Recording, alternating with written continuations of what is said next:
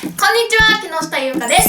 今日はね、じゃん、揚げチーズおにぎりを作ってみました。ご飯5合使用しています。結構重たいです。見てください。揚げたおにぎりの中にチーズが入ってるんですよ。絶対美味しいですよね。今回はね、自分で握りました。このサイズのおにぎりはなかなか売ってないですよね。はい。じゃあ、作り方いきたいと思います。はい、ご飯を用意します。私はご飯5合で作ります。作りやすい分量も書いておきますので、よかったら参考にしてみてください。白ごま、お醤油、和風だしを入れて混ぜます。ご飯の中にチーズをたっぷり入れて、おにぎりを握ります。マヨネーズ入りを作ってみます。3つ握れました。片栗粉をまぶして、じゃん、フライヤーの登場です。そして油で揚げます。わー、これわー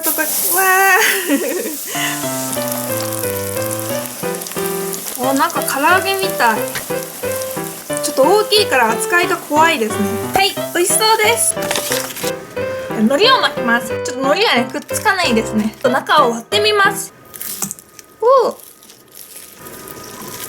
わー、めっちゃ美味しそうです。今日は三つ葉ともずくのスープを1リットル用意しています。じゃん、完成です。ちょっと重さを測ってみます。器の重さを引いて2キロです。そして今日はもずくと三つ葉のスープが1キロあります。結構ね、大きいものだから油で揚げるのがめっちゃ怖かったです。でもなんとかうまくいったと思います。いただきます。このちょっと割ったやつから食べようかな。はい、もうチーズが最高ですね。ちょっとまだね、チーズにはこびりついてないんだけど、表面がカリッとなっとって、おにぎりが香ばしくなってめっちゃ美味しいです。ごまもいい香りですね。海苔も美味しい。醤油とね、チーズの相性がめっちゃバッチリです。まろやかなチーズがやっぱりご飯に合いますね。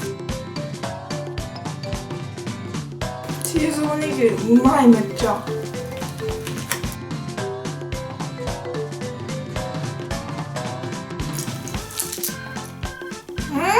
揚げたてだからチーズがトロトロになってます。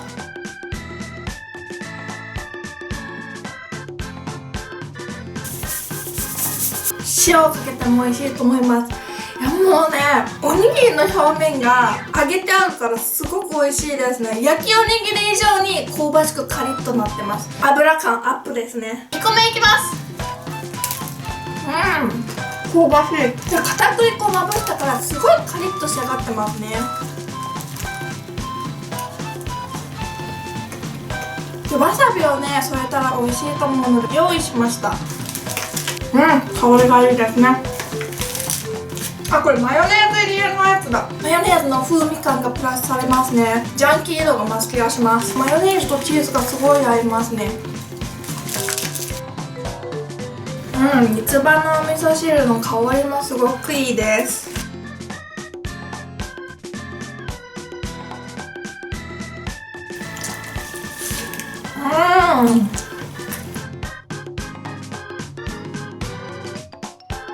では最後の一つです。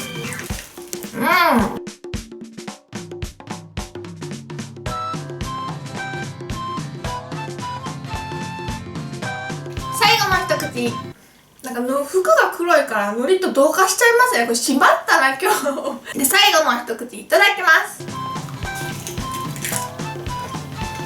ごちそうさまでした。チーズおにぎり揚げめっちゃ美味しかったです。溶けたチーズが塊で入っとうのがたまんなかったですね。海苔とねチーズの相性もめっちゃ良かったです。おにぎりは片栗粉をまぶして揚げとるからすごい香ばしくて、これもめっちゃ美味しかったですね。で醤油の味付けがしてあるからわさびとすごくよく合いました。これもねすごく簡単なんで、今回はこんなちょっと大きいサイズで作っちゃったんですけど、普通サイズとかで作ってもね全然いいと思います。てかそれが普通だと思いますね。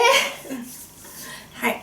でとっても美味しいのでぜひぜひ皆さんもやってみてはいかがでしょうか。本日もご視聴ありがとうございました。この動画が良かったらグッドボタンとチャンネル登録ぜひぜひお願いします。バイバーイ。